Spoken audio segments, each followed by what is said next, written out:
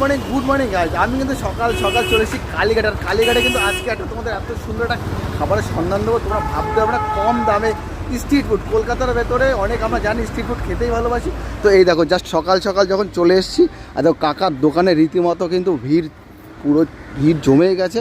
আর কাকার দোকানে কিন্তু পাওয়া যাচ্ছে ডাল পুরি, ঠিক আছে? জাস্ট কালারটা দেখো, তরকারি। হ্যাঁ, ডাল পুরির প্রাইসটা কী আছে তোমার পার পিস? আচ্ছা, কতদিন হলো এই দোকানটার বয়স? 30 বছর প্লাস, তাই তো? আচ্ছা, এইভাবে কি শাল পাতায় কি দেওয়া হতো?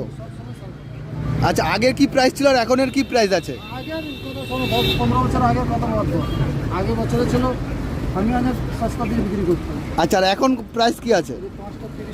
5টা 30 টাকা, তাই তো? আচ্ছা, প্রথমে দাম কত ছিল?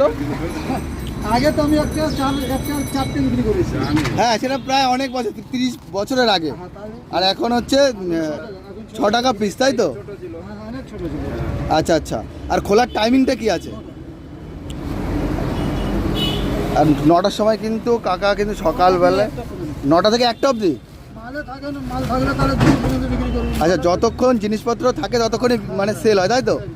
আচ্ছা, আর দেখতে পাচ্ছ এদিকে কিন্তু শেষ হয়ে গেছিলো প্রায়, আবার কিন্তু আরেক ঝুড়ি চলে এসছে। জাস্ট কিন্তু সাইজগুলোও কিন্তু অনেকটাই বড়। তা আমাদের একটু একটা প্লেটে দাও তো।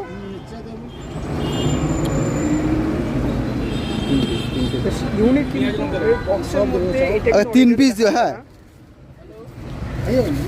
আর দেখো কত সুন্দর বক্সে করে কিন্তু কাকা মানে রোডের পাশে স্ট্রিট ফুড যেরকম হয় কলকাতায় সেরকমভাবে কিন্তু বিক্রি করছে। তো আমরা এখন 3 পিস খেয়ে দেখবো যে কেমন খেতে। সবাই খাচ্ছে সোয়াবিন, আলু, দেখো ডিম নেই তো, আলু, বাবা গোটা গোটা আলু। আচ্ছা, এটা এটা কি পুরো নিরামিষ? পুরো নিরামিষ, মানে 12 মাসে নিরামিষই পাওয়া যায়? 12 মাস চাইলে আলাদা পাবো। আচ্ছা, এই যে বাবু, এটা কিন্তু বেশ দারুণ কিন্তু কনসেপ্টটা, যে পেছনেই মা তারা রয়েছেন আর হচ্ছে এখানে নিরামিষ খাবার বিক্রি হচ্ছে। যে কেউ এসে কিন্তু নিরামিষ খাবার খেতে পারে, তাই তো? করবে কম।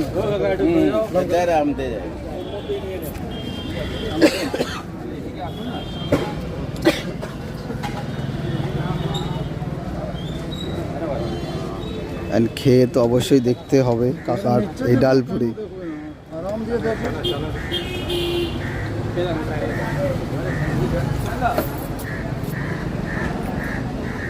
বাবু লঙ্কা পেঁয়াজ দিয়ে চটকে।